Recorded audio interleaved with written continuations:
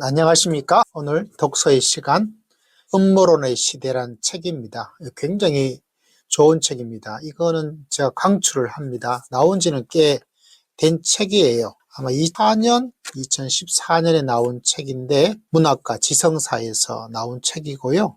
저자는 전상진이라는 분의 책인데 너무 좋습니다.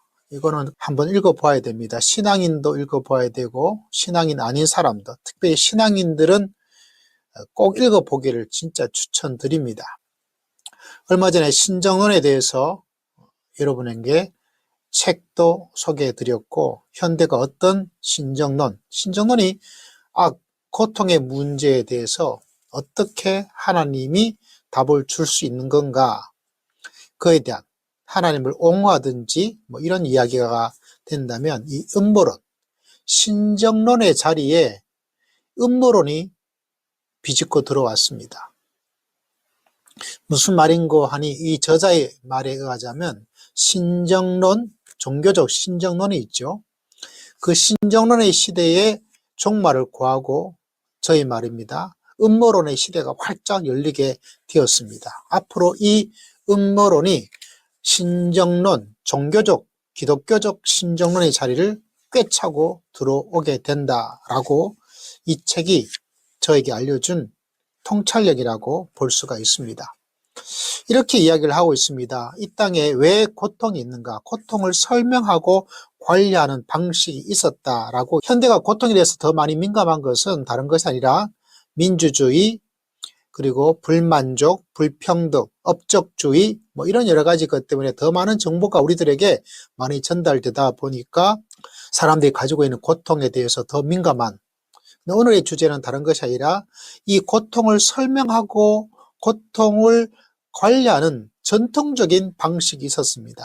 그건 다른 것이 아니라 바로 종교였습니다. 기독교는 이 땅에는 아까 고통에 대해서 신정론이라는 종교적 이론의 틀을 가지고 고통에는 뜻이 있다, 고통에는 교훈이 있다, 고통에 하나님께서 어떻게 왜 이렇게 허용하시는가, 왜 고통을 악을 이렇게 방임하고 있는가, 이런 여러 가지 이론을 주었는데, 문제는 그 신정론이 이 고통을 설명하고 관리하는데 실패를 했다는 거예요. 더 이상 내 고통의 문제에 종교적으로 해답을 찾기가 만족스럽지 않다라고. 저자는 종교적으로 유명한 기독교 학자였던 막스 베버의 이야기를 가지고 오고 있는데, 막스 베버가 이런 이야기를 했습니다. 1906년도만 해도 무신론자들에게 왜 기독교를 믿지 않는가, 왜 기독교 안 믿어? 라고 말하면 무신론자들이 그건 과학적으로 맞지 않아, 이건 아주 소수였다는 거예요. 그럼 다수는 왜 믿지 않는가라고 말을 했을 때, 현 시대의 불공정성을 기독교 불신의 근거로 제시를 하였다라고 이야기합니다. 다시 말하자면 과학적으로 맞지 않아서 기독교에 등을 돌리고 있는 것이 아니라 이 땅의 고통과 내 자신의 고통에 만족할 만한 답을 기독교가 주지를 못하였다라는 것입니다. 그래서 교회를 떠나고 하나님을 떠나고, 그러면 그 신정론을 떠나서 그러면 고통에 대해서 무슨 답을 찾았느냐? 이 저자에 의하자면 세속적 신정론, 현 시대 내에서 혁명적 보상을 줄 수 있는 정치 이데올로기, 공산주의라고 할까요? 여기에는 그 말은 없어요. 아니면 민주주의라고 말을 해야 될까요? 어떤 정치 이데올로기에 그들이 세속적 신정론을 대치하는 대안적 요소로서, 제 용어로는 탈종교적이죠. 종교적 신정론을 가지고는 의미가 있긴 있지만 그래도 다 만족이 안 돼.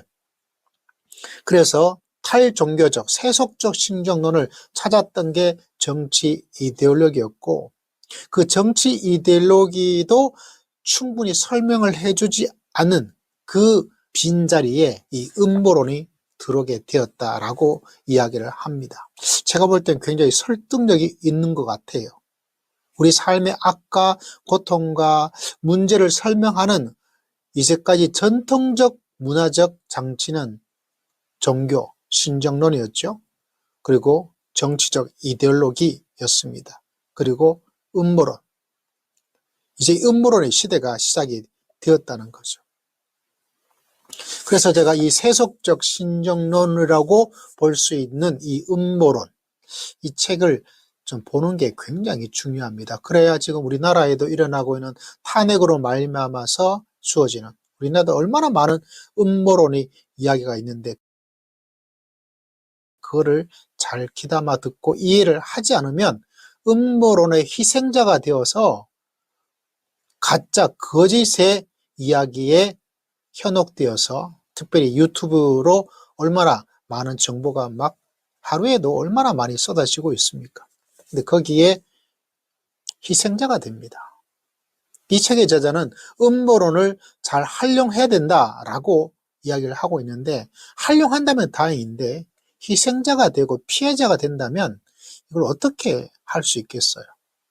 그래서 이 책은 정말 한번, 특별히 하나님이 고통에 대한 뜻이 있다, 의미가 있다, 여러 가지 이야기를 하고 있는 기독교, 특별히 신정론의 하나님의 다스림에 대한 이야기가 지금의 현 시대 속에서 세속적으로는 어떻게 이 음모론이 그 자리를 꿰차고 들어와 버렸는지, 그에 대한 통찰력을 줄 수 있습니다.